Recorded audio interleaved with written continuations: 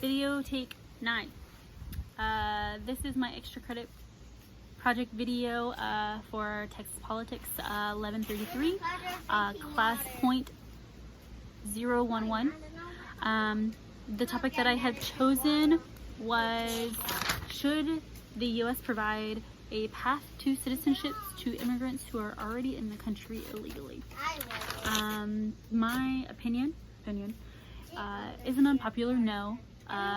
In my support through personal experiences have actually only made my opinion stronger. But topics are a situation with an ex-coworker right in the beginning of the Trump administration. Her father actually got deported after he had lived in the U.S. for 30 years, but had never made the transition into citizenship. But it was heartbreaking to hear the story about how he didn't have a place to go in Mexico because he hadn't lived there in however long. But I still question, like, if you made that rise, that stand, I'm gonna make a life better for my family. Why wasn't it a priority to become a citizen? Like, why was that not valued if you valued a better life for your family, whenever you knew that this could be a risk the whole time for you to be a support system taken away from your family? Second, personal experience. Very super nice lady that immigrated from Colombia. She is very timid still. She primarily speaks Spanish, but she does speak English every so often with comfortable people, but can read it, understand it completely. But living in the U.S. for 40 years, she says that she has no sympathy for people. Parker. Come here. No, we're not going to go to you. Are super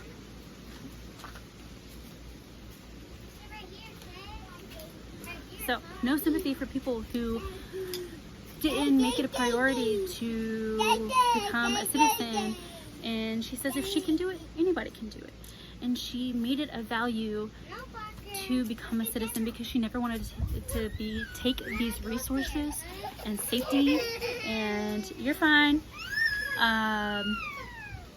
safety resources and like security away from her. She was determined to become a citizen and do as the Americans did. Which brings me to the process of becoming a citizen. I know that there's so many issues right now. Overall, there are like a jump from one year to the next. There are now like 1 million applicants that are applying in the past recent years. But I feel like that's, the government actually doing their job. Getting these people on record, knowing who they are. And according to the Migration Policy Institute, the size of the unauthorized population appears to be declining. And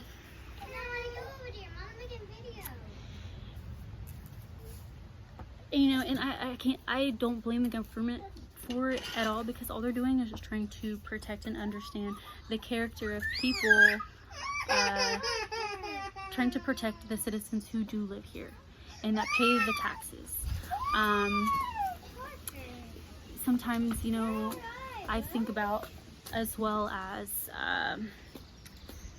what the lady that had already been here for 40 years, she doesn't understand why people can't go through the process of becoming a citizen,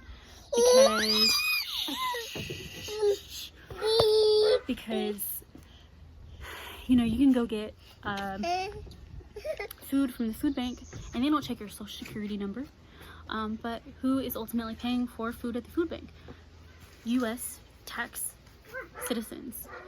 And I know that everybody needs help, so I'm not blaming them, because I would do the same thing, but I would also try and to become a citizen. I know that there's other problems besides like the flooded system, is like you have to get a citizen to petition for you to become a citizen, but there's ways around it.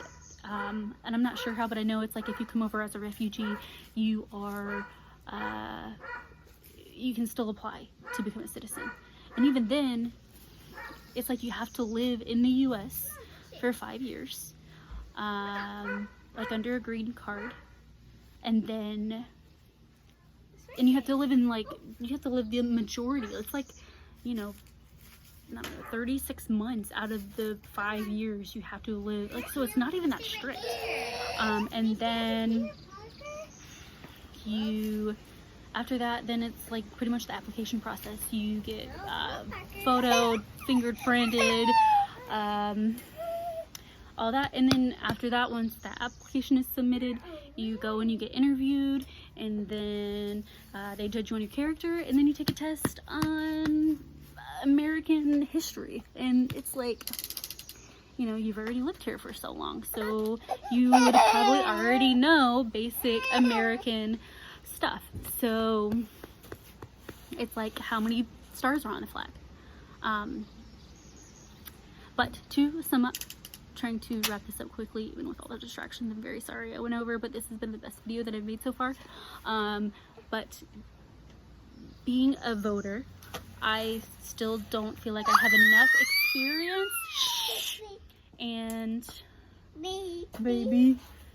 experience and knowledge of the process, because I've never been through the process. I don't feel like I am an adequate voter to be able to